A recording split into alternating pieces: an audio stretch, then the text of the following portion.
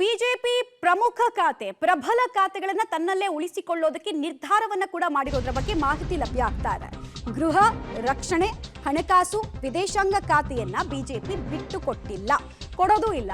ಇದು day one ಇಂದ ಕೂಡ ಇವ್ರು ಯಾವಾಗ ಅಧಿಕಾರಕ್ಕೆ ಬರ್ತಾರೆ ಅಂತ ಗೊತ್ತಾಯ್ತು ಆಗ್ಲಿಂದ ಕೂಡ ಈ ಎಲ್ಲಾ ಖಾತೆಗಳ ಬಗ್ಗೆ ಬಿಜೆಪಿ ಬಿಗಿ ಹಿಡಿತವನ್ನ ಹೊಂದುತ್ತೆ ಅನ್ನೋ ನಿರೀಕ್ಷೆ ಇತ್ತು. ಪ್ರಮುಖ 4 ಖಾತೆಗಳನ್ನ ತನ್ನ ಬಳಿಯೇ ಬಿಜೆಪಿ ಉಳಿಸ್ಕೊಂಡಿದೆ. 4ಕ್ಕಿಂತ ಹೆಚ್ಚು ಅಂತಾನೆ ಹೇಳ್ಬೋದು. ಶಿಕ್ಷಣದಿಂದ ಹಿಡಿದು ರೈಲ್ವೆಯಿಂದ ಹಿಡಿದು ಎಲ್ಲ ದೊಡ್ಡ ದೊಡ್ಡ ಖಾತೆಗಳನ್ನ ಈ ಬಗ್ಗೆ ಮಿತ್ರ ಪಕ್ಷಗಳಿಗೆ ಕೂಡ ಮಾಹಿತಿಯನ್ನ ರವಾನೆ ಮಾಡಿದ್ದಾರೆ. ಇಲ್ಲಿ ನಾವು ಪ್ರಬಲ ಖಾತೆಗಳನ್ನ ನಾವು ಹೋಲ್ಡ್ ಮಾಡ್ತೀವಿ, ನಿಮ್ಮ ರಾಜ್ಯಗಳಿಗೆ ಸಂಬಂಧಪಟ್ಟಂತೆ ಏನ್ ಮಾಡ್ಕೊಳ್ಬೇಕು ಅದನ್ನ ಮಾತಾಡ್ಕೊಳ್ಳೋಣ ಅಂತ ಹೇಳಿ ಕೊಳ್ಳುವಿಕೆ ಬಗ್ಗೆ ಕೂಡ ಚರ್ಚೆಗಳು ಆಗಿರೋದ್ರ ಬಗ್ಗೆ ಮಾಹಿತಿ ಸಿಗ್ತಾ ಇದೆ. ಕಾರಣ ಭಾರತದ ವಿಷನ್, ಜಿಯೋಗ್ರಫಿ ಗೊತ್ತಿರಬೇಕು. ಇನ್ನೊಂದು ಭಾರತದ ಸಂಬಂಧವನ್ನ ನಿಭಾಯಿಸುವಂತಹ ಇಲಾಖೆ, ದೇಶದ ಒಳಗಿನ ಹೊರಗಿನ ಭದ್ರತೆ, ಇನ್ಫ್ರಾಸ್ಟ್ರಕ್ಚರ್ಗೆ ಕೊಡುವಂತಹ ವಿಚಾರ, ಇದರಲ್ಲೆಲ್ಲ ಬಿಜೆಪಿಗೆ ಯಾವಾಗಲೂ ಗುಡ್ ವಿಲ್ ಸಿಕ್ಕಿದೆ. ಸೊ ಅದನ್ನ ಈ ಸಲದ ಸರ್ಕಾರದ ಅವಧಿಯಲ್ಲಿ ಅವ್ರು ರಾಜಿ ಮಾಡ್ಕೊಳ್ಳೋದಕ್ಕೆ ತಯಾರಿಲ್ಲ. ಬೇರೆ ಯಾವುದೋ ಪಕ್ಷಕ್ಕೆ ಕೊಟ್ಟು ಆ ಖಾತೆನ ಅವ್ರು ನಿಭಾಯಿಸಿಲ್ಲ ಅಂತ ಹೇಳಿದ್ರೆ ದೇಶದಲ್ಲಿ ದೊಡ್ಡ ಕಳಂಕ ಅಥವಾ ಸಮಸ್ಯೆ ಆಗ್ಬಿಡುತ್ತೆ ಮುಂದಿನ ಎಲೆಕ್ಷನ್ಗೆ ಅನ್ನೋದು ಅವ್ರಿಗೆ ಗೊತ್ತೇ